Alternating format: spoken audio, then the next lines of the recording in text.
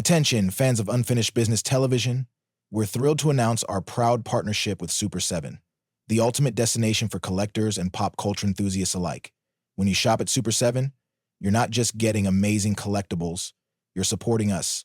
Use our exclusive link, super7.com/AJEPYX, and remember to enter the promo code AJEPYX at checkout. Your purchases help us bring you even better content, sharper production, and the quality you deserve. So what are you waiting for? Visit super74.com/AJEPYX today.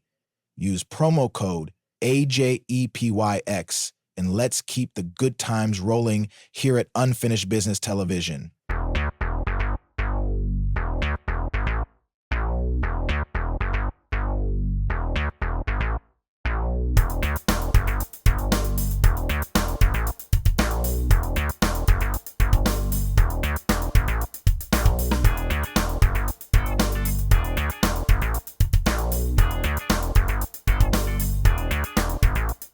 He had one night, one fight to get the man who murdered his brother. I know they killed Ray. I gotta take that fight. You don't know what the hell you're talking about, okay? Why don't you let him make up his own mind? Hey! He wasn't worth it, you understand? He was to me. Come on, pull the trigger. Hey! Come on! If it was your brother, what would you do? Split decision. Starts November 11th at theaters everywhere. Hey, folks, welcome back. Happy New Year. We're back with one of your favorite episodes, or at least your favorite type of episode. We're here in the deep dive, the first one of the year. And I am your host, Jeff Galashaw, Unfinished B2 on social media. And with me, as always, is Mr. Andre Joseph of hold on, AJ Epic Productions. And God damn it! Jesus! now, there was a reason why I was punching, because we're talking about the boxing drama with Gene Hackman, who doesn't box, in this film at least, and Craig Sheffer, Eddie Velez. But check out the rest of this cast. Jeff Fahey, Jennifer Beals, and the immortal James Tolkien. And you guys know how much I love my Tolkien. We are talking about 1988's Split Decisions. Now, this young film is about, first of all, I had never heard of it. So Andre suggested it. It stars Gene Hackman as a cop who runs a boxing gym because his father was a boxer, he was a boxer, and his two sons become a boxer. But his older son, Jeff Fahey, decides, I want to make money now, Pop. So he goes with a friend and becomes a professional boxer before his time. And he gets a title fight against the Snake, played by Eddie Velez, with one of the biggest chains I've ever seen on a human being that looks like it weighs 50 pounds. And I'm talking, it was even ridiculous for 80s chains. And Jeff Fahey is so sure he's going to win this fight that, of course, James Tolkien's like, hey, man, you know you got to throw it. And this is a nice suit. So Jeff Fahey's like, nah, bump that. I could beat this guy. And the Snake's like, oh, yeah? And he's like, yeah. So then they get into kind of, at first it's a street fight, but then somehow ends up in a building. And James Tolkien's like, you know what, man? You're going to take a fight. Oh, no, you didn't dirty the suit. I'm going to break your fucking hand. And so he breaks his hand. And then they while they're beating up Jeff Fahey, they throw him to the Snake, and the Snake just straight up murdering him. And so this destroys Craig Sheffer so much that he's like, I'm going to go professional before I go to college, just so I can fight the Snake in the ring. And we see all that happens after that. Andre says this is your pick. I will ask you, A, why'd you pick it? And B, pretty much why you pick it. And what was it that made this film stand out for you? Well, the first time that I saw Split Decisions, I think it was either in the late 90s or the early 2000s. It was on Channel 5 here in New York. I think the first thing that stood out was Eddie Velez being in this because I only knew him from the A Team, the final season when he played Frankie the Dishpan Man, the demolition expert of the team that was added. And the fact that Gene Hackman's in it and Jennifer Beals is in it. So I was like, I didn't know anything about this. It was one of those movies that was like under the radar for a very long time until I just happened to see it on TV. And seeing Jeff Fahey in it, I thought he was actually the lead guy. I thought he was the star of the picture till he gets killed off. Spoiler alert. And then Greg Sheffer playing the young brother wants to get revenge. First, he tries to be all vigilante, gets himself a gun to go and try to kill Eddie Velez, and then can't bring himself to do it. So it's like, okay, well, I want to fight this guy instead. And it's pretty straightforward. It's the heart of Rocky with the seedy underline of the boxing world that Raging Bull explored, and any other classic movie about the dark side of boxing has ever done.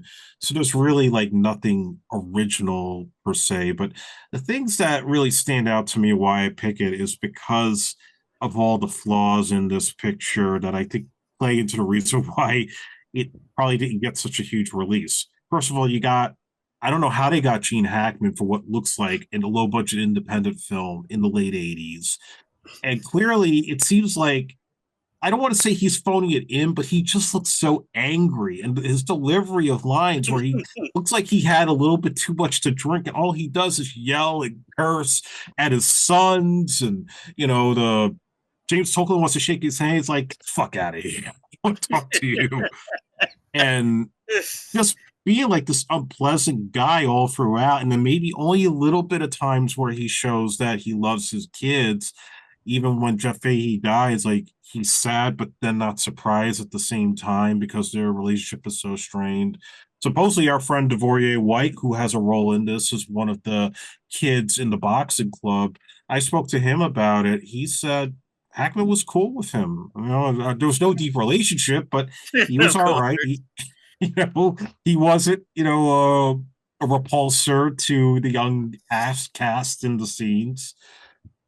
And then Jennifer Beals, oh my God. So people who know me know I have still to this day, one of the biggest crushes on Jennifer Beals, that peanut butter skin, that ageless beauty from Flashdance. Yet this movie's like 5 years removed from Flashdance. You have nothing to do for her other than to make her this, I guess she's like a night nurse that supposedly is being flirted on by Craig Sheffer. Then they get together after he loses her brother and looks like he wants to do her and can't do her. And then she has no lines after that. It's like, you went to school after Flashdance and turned down a lot of big films. You turned down Pretty in Pink, Sally Almost Fire. You've turned down Brewster's Millions, the Lynette McKee part.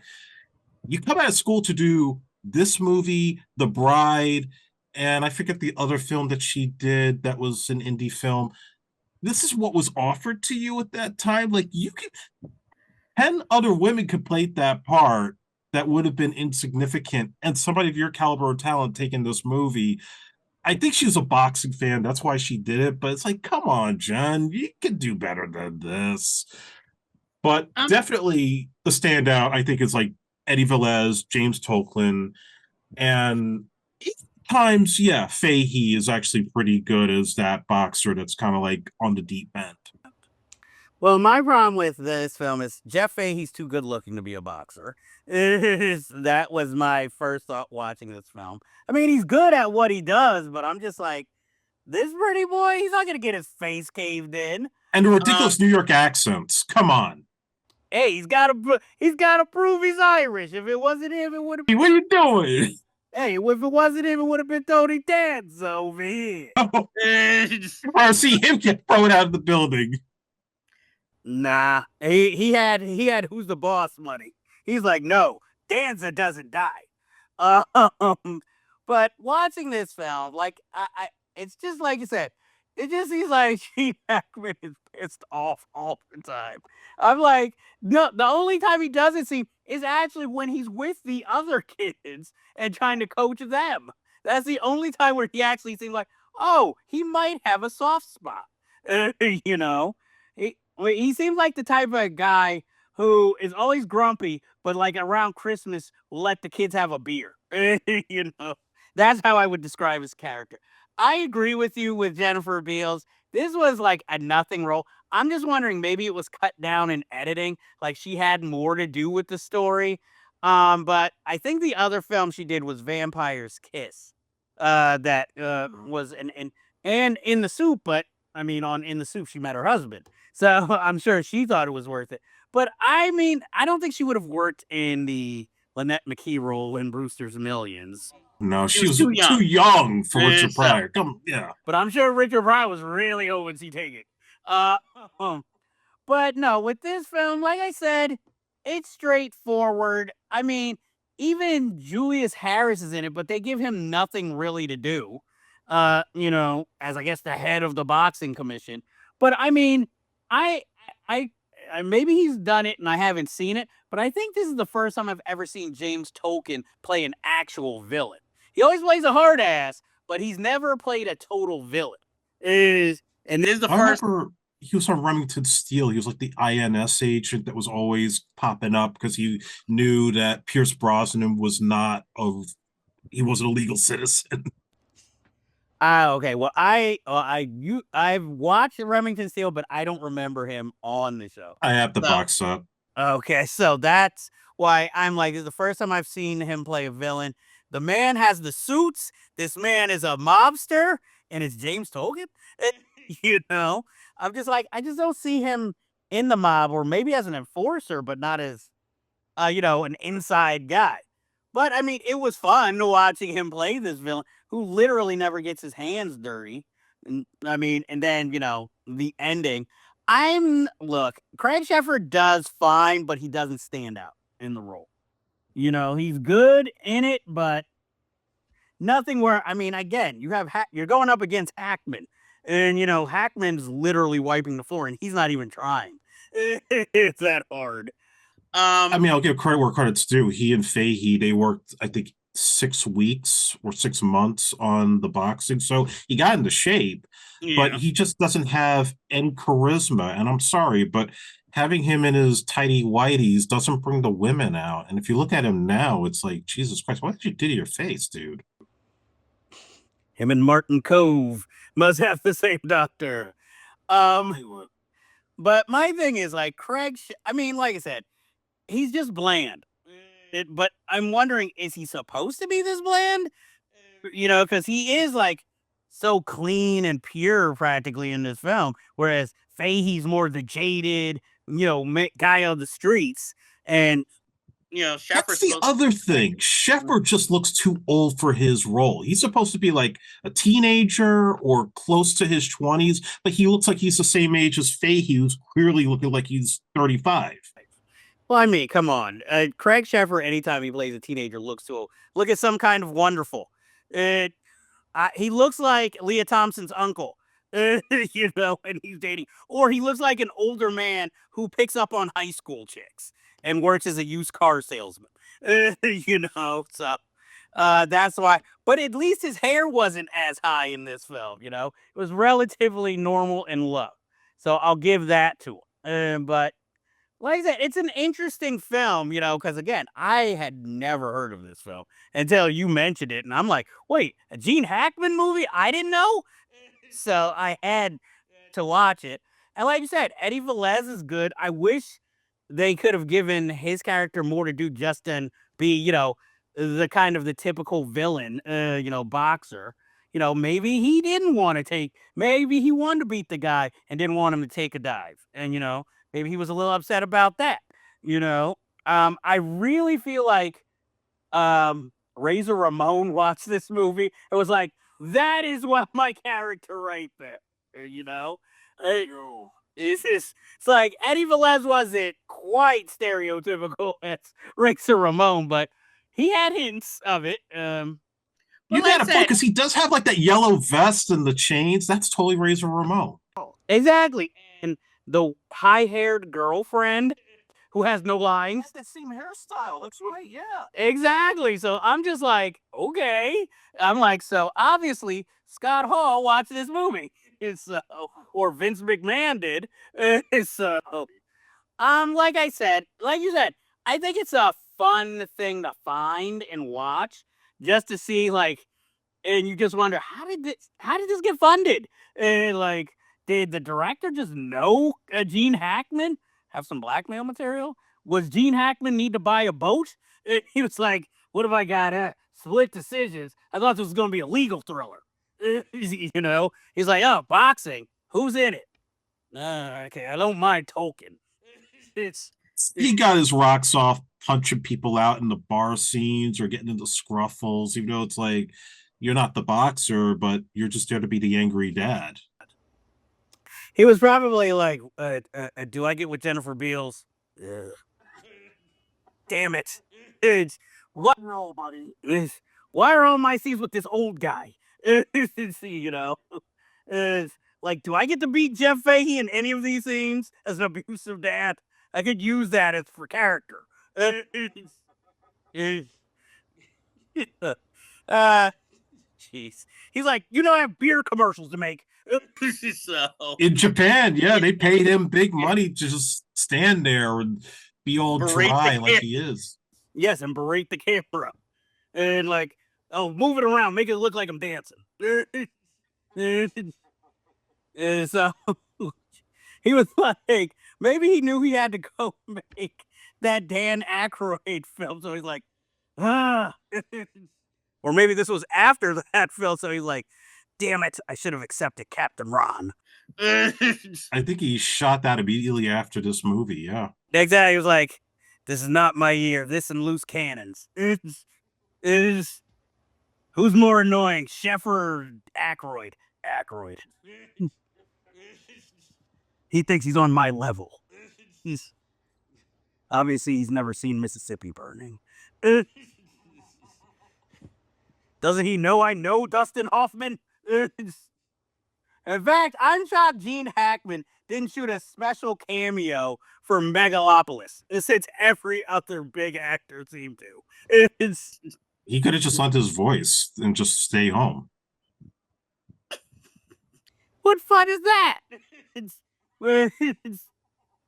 He's like, no, I want to see the Coop, what he's up to. It's like, he's like, who's this driver kid? Why is he getting all the hot chicks around him? Who's this Giancarlo Esposito? Is he Italian? Why is Dustin Hoffman in this? See, that is who I would like to have watched Megalopolis next to. Gene Hackman. Because he just seems like he'd be the ultimate film critic, just in the middle of this shit. You'd have to have so much booze if you have to sit next to him. He's 82. Give him some schnapps. It's good. Correction, he's actually same age as Clint Eastwood. He's 94. And he couldn't get a rolling juror number 2. He still rides a bicycle. He's still married. Allegedly. I wonder if he's still writing those spy novels.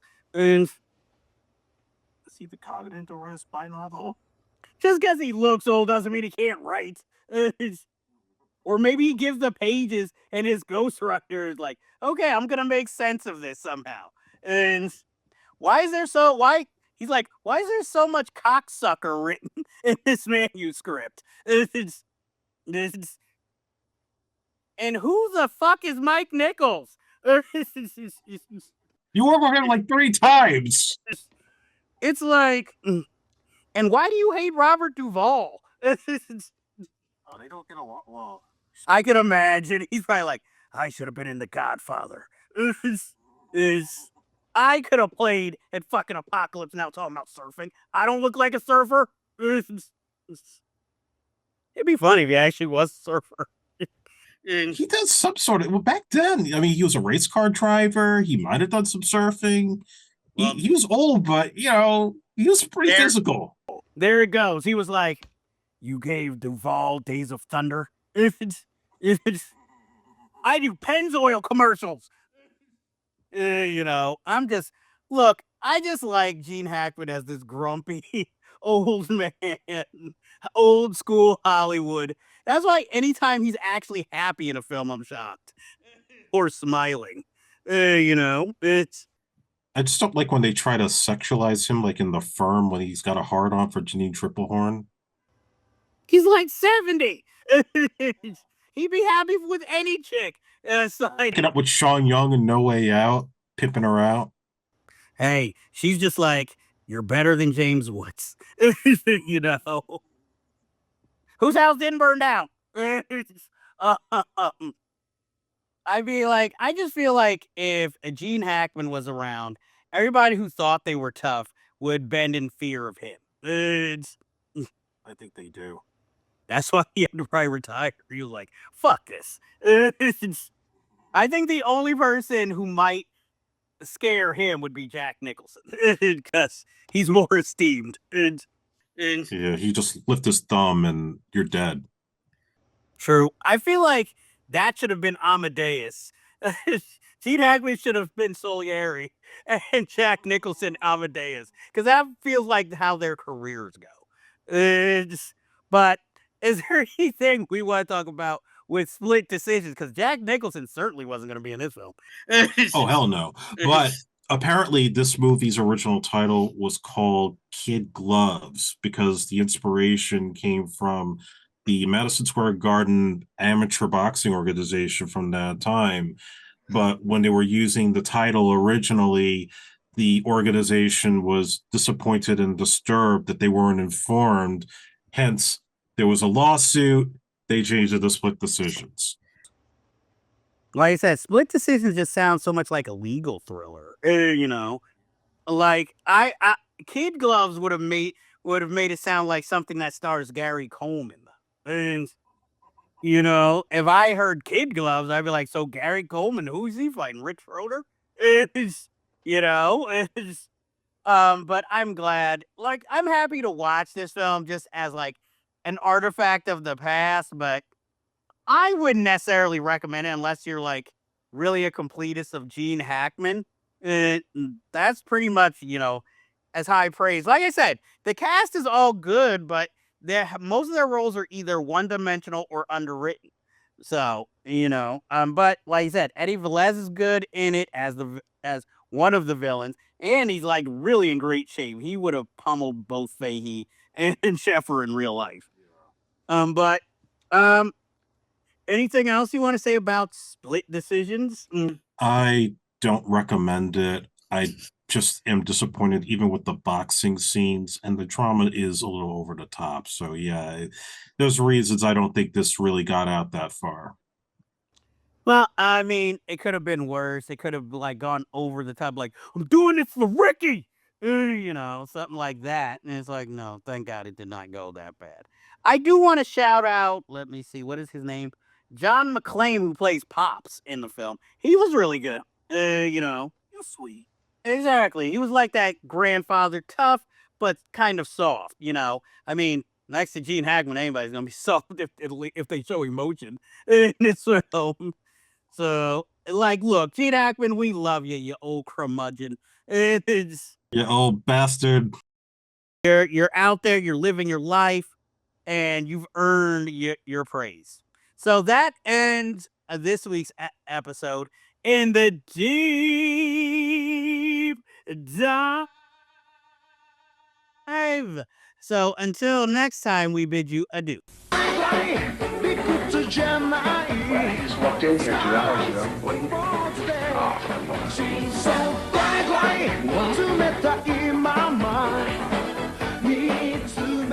You're really something. 新発行動採用 Okay.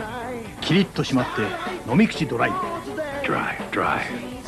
キリンドライ This review, please be sure to like and hit subscribe to be alerted to new episodes in the future.